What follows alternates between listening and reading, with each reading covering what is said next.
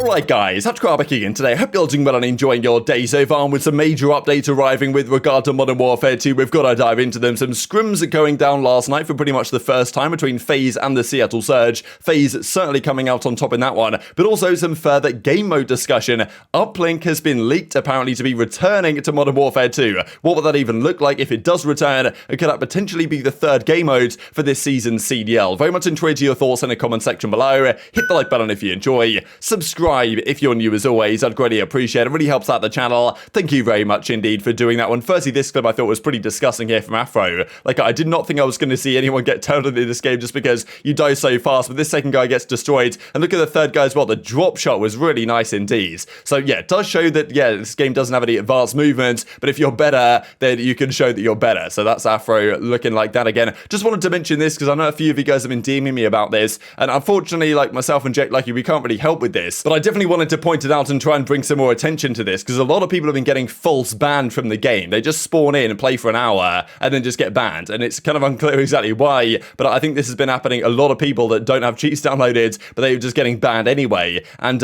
yeah, not exactly sure what's causing this, but apparently like any appeals are just getting denied straight away. So just wanted to bring some attention to this because hopefully they can fix this problem, because yeah, if you pay $70 for the game, get banned within an hour, and you're not downloading any cheats, it's not exactly what you want to see. So yeah, classic Modern Warfare 2 type stuff. Let's talk about some other issues within the game. This one of them, the headshot multiplier, is rather good. Look how quickly Panda dies right here. The guy comes around the corner, fires about 2 bullets, and that's just job done. So I mean, wow, that was ridiculous how fast he died there. But yeah, the 74U just in action again. Definitely the headshot multiplier does have an effect, but it also means that if you're posted up on a head glitch, then maybe it's like, to some degree, it's a good thing in a way, just because in this game with the lack of kind of slide cancelling and stuff and the bunny hopping, it's kind of difficult to take people off head glitches. If you increase their headshot multi, then maybe it helps in that sense. I don't know. It's always a difficult one and a tricky one to figure out exactly what the headshot multiplier should be. Let's talk maps real quick, because as OpTic say, pick 3 to stay, 1 to go. This, of course, top left here, this is the Fortress map. Then this is the iLLeY map. Then you've got this one, which is Embassy, and then Crown Raceway, of course. I was said earlier that I was going to talk about this a bit more, because I wish this map was better than it was. One of the bomb sites is over here, A bomb site. The B bomb site is inside this building, and you know, that's really the only bomb site that you can actually go to. It's kind of symmetrical over towards the middle there, but it plays kind of one-dimensional, unfortunately, for Search and Destroy. I wish this map was a bit more square, maybe, and just had a little bit more options. But also, if you moved the A bomb site somewhere else, I think it would open up more possibilities here. So yeah, I want to like this map more than it actually does look like to play so far. And it reminds me of this map. I don't know if you guys remember this, just in terms of feel, in that middle building. This is Frontier from Infinite Warfare, and has a very similar kind of vibe and feel, also made by Infinity Ward from a few years ago now, and that's exactly what it feels like inside that middle building. Like, I don't exactly love it, to be honest. I wish I liked it more than I did, but it is still a map in Call of Duty, which is better than some of them, let's just say. This also from Karma, because obviously in the beta, the bunny hopping was certainly a feature which is now no longer there. Karma reckons that, well, he certainly wished it was still there, but unfortunately it's gone and probably not returning, because yeah, the developers don't seem to like any sort of movement which better players can exploit to their advantage. Let's talk about this. This is quite the development, actually. Modes coming to Modern Warfare 2 from the Ghost of Hope. Reinforce, like, as I say, I'm not exactly sure what all these game modes do.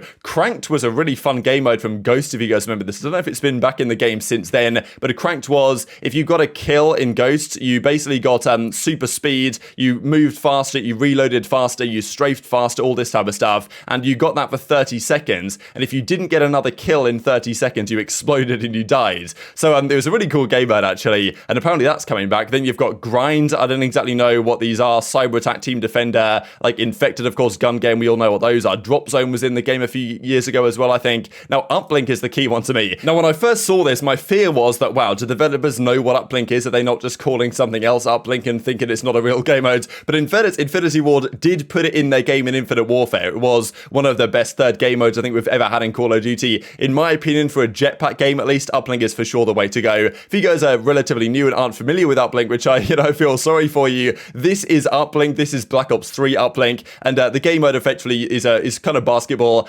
A ball spawns on the map, or a satellite as it was known in Black Ops 3, and you have to put it in the portal. If you throw it in, you get 1 point. If you dunk it in, as in you just go in with the ball, you get 2 points. Now, this hasn't really worked since jetpacks were disappeared. It came into the game in Advanced Warfare, was a fantastic game mode. This is Black Ops 3, then Infinite Warfare. For 3 years in a row, we played Uplink, and it was one of the most fan favorite modes of all time. game. Now, it was gone since the jetpack era ended. World War II, they tried to bring it back as Gridiron, they called it, where the portal was on the ground, and the pros played it and decided, well, we kind of like it, but I think we prefer to play CTF. The pros voted for CTF over Gridiron, which is basically boots on the ground uplink. Now, is there a world in which this could work for boots on the ground as it is now? Because, look, the portal obviously was off the ground here. You had to jump in using the jetpack a few years ago, but theoretically, you'd think the portal could be there and you could have to jump to get into it or something. I don't know. It's a bit of a tricky one because with no advanced movement, I don't think it would play to quite the same kind of pace and ferocity that we used to see with uplink back in the day. But nonetheless, if it's in the game, it's an option. Now, we don't know when it's going to arrive to the game. This is the thing. Control is the only game mode in the game now, and even Capture the Flag isn't even arriving yet, according to this, because we thought CTF might be in the game. Turns out, no CTF on this list, and uplink is there instead. Now, in fairness, I don't think CTF is going to work particularly well, especially with squad spawns. Maybe uplink won't work that well either, but how well does Control actually work? And I know that a lot of people are getting tired of Control over the last few years and think it doesn't really work as well for 4v4 as it did in 5v5 for Black Ops 4. So when uplink arrives, which we imagine it will do, the pros are sure going to test it,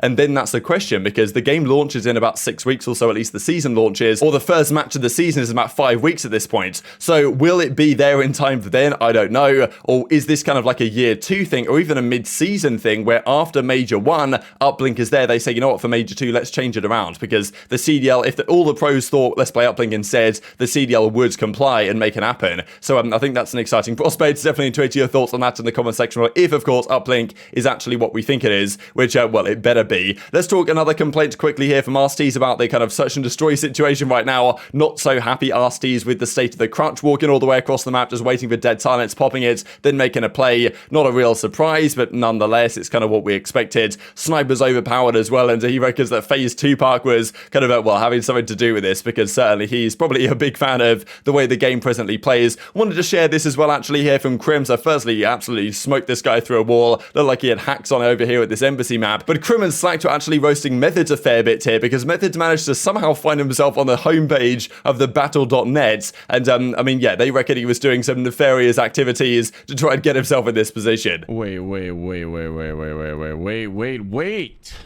Wait. Stop. Bro. Yo, are you guys seeing this? Yo, go on BattleNet right now. Who's on? Is it Fat Ass Zinni? Yeah. Yeah, I know. Bro, whose dick did he suck? A lot of it. How many dicks did you suck, Zen? This is BattleNet. Brother, he literally like hung out with Scump for 3 weeks straight and was the guy who took the picture for his proposal. God, he's been literally sucking meat for years. Bro, he's literally dick riding his way to the top, bro. That's my dog, though. I need to learn how to do that. No bullshit. Tip it so hard. So I thought this was pretty funny. My lawyers are onto this, says Craig. But yeah, fair play to Methodz. You did whatever it takes to get onto the front page there live now with Methodz. So pretty cool stuff. Now let's talk about potential scrims that have been going down. So this was going down last night. FaZe up against the Seattle Surge. They decided, you know what, it's 2 days into the game, but let's try some hardpoints. What maps are going to work for hardpoints? What do the spawns look like? Now look, we know and can be pretty sure that the spawns are not going to be good so far. And but they were trying to figure out, okay, look, we've got some maps that are okay. The Embassy map, like Crown Raceway possibly, and they thought, you know what, let's just give it a go, play it for hardpoints, see what happens. Now, of course, you would expect that early doors, it's not going to be so easy to tell which teams are good, and also it's pretty random early days as well, but you might also think that because it's pretty random, they should probably split maps or whatever. Turns out that wasn't the case. FaZe dominated Seattle this series. Now, in fairness, you've got to say, I don't really think that the guys that were playing on the Seattle side knew 100% what the meta should be, because I think the FaZe guys using a lot of 74Us. Pred, I don't believe, was using that as from an SMG perspective, so he's always going to have a more difficult time. But yeah, map 1 here, Simp goes 37 in 23, 2 minutes in the hardpoint, and from what Hitch and what others were saying, and certainly watching some of his POV, like so far, Simp and Shotzzy, they're looking pretty different, and Simp especially is looking pretty crazy, and there's even some people that have said, you know what, Simp and Shotzzy might be on the same team next season after Scump retires. I wonder if there's a world in which OpTic can potentially break up the Tiny Terrors. That probably should be their aim with Scump retiring, to be honest, depending, of course, how the season goes for FaZe. But it's already looking pretty good. We saw earlier today they won one of the kickoff S&D tournaments, and now they're pretty much smoking Seattle here in these scrims. This is aBeZy hardpoint, goes 250 to 206 in FaZe's favor. Then this was a disgusting 70-point club here on the Fortress map, 250 to 69. Like, yeah, as I say, I don't think the spawns were looking particularly good on this one, but still, it's a work in progress. The pros are trying to figure out which maps work. Some of them, like Embassy and Crown Raceway, might be good for search and destroy. Whether they're good for respawn, I don't know. Fortress actually looks really cool. I actually really like the look of it. Whether it's good, I don't know, but still, FaZe showing their dominance so far on this particular one. This is on the hotel map, I believe, as well, 274 or 247, sorry, to 153. The game was just about to end and FaZe was just about to win, and then Scanner Repair comes in with, you know, the backhand to just take them away for the series, but effectively FaZe won this map as well. And then the final map of the series was on the Las Almas map, the Mercado map, where again it's 250 to 146. So yeah, tweet your thoughts on this. Of course, it's very early doors, can't read too much into this already, but in fairness, Simp was looking rather good, and the team was kind of firing all cylinders already. But look, as I say, it's very early days, literally game 2 or day 2 of the game. They've played 4 hybrid maps against Seattle. They have won a pretty dominating 4-0, but in fairness, maybe they had a bit more experience playing these maps than Seattle did, and there's obviously time to understand and learn and improve and actually figure out what the meta is as well, because I'm pretty sure some of the Seattle guys didn't really get up to speed quite quickly enough in terms of what the dominant weapons are right now. And there's a possibility, as we talked about earlier today, that some of the weapons that are used right now, the 74U and such, might well be gone and GA'd over the coming days if the pros decide they're actually way too strong and the balance isn't quite there. And even Ramo raised thoughts the other day that, you know what about just GAing all the good weapons? Get rid of the 74U, get rid of all the good SMGs, get rid of all the good ARs, and just play with the absolute worst weapons so that the time to kill is higher and effectively more skill gap arrives into the game. Whether the pros agree to that, I doubt it personally, but yeah, these are some early scrims of what we have so far. Just a couple of things to finish up the video here. Firstly, this average placements from Vanguard. Impressive stuff really from Atlanta FaZe. I thought the fact that even despite, you know, not winning a single event, they still have the highest average placing at a 2.92. Thieves are second though with a 3.5, winning the final 2 tournaments held. But over the course of the season, Thieves still had some great performances, you know, top 4s, top 6s, stuff in that ballpark over the season. OpTic as well a 3rd, so pretty clear, honestly, the top 3 teams from the entirety of last season. OpTic with an average placing of about 4th, like at 3.92, and then Florida, London, Toronto, New York, Boston, all in a very similar category. Then Seattle a bit further down at a 7.5. Interesting really that Seattle, despite winning at events and coming top 3 at champs, had a 7.5 average placing because they had some shockers for part of the season. Guerrillas at an 8.8,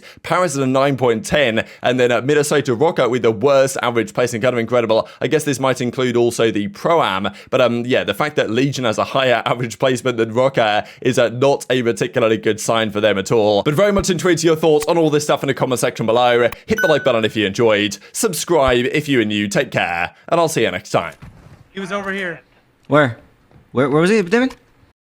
On me at our sandbags. He might be in our building. I don't know what I'm doing. I'm laying down. He knows where I am. I'm dipping.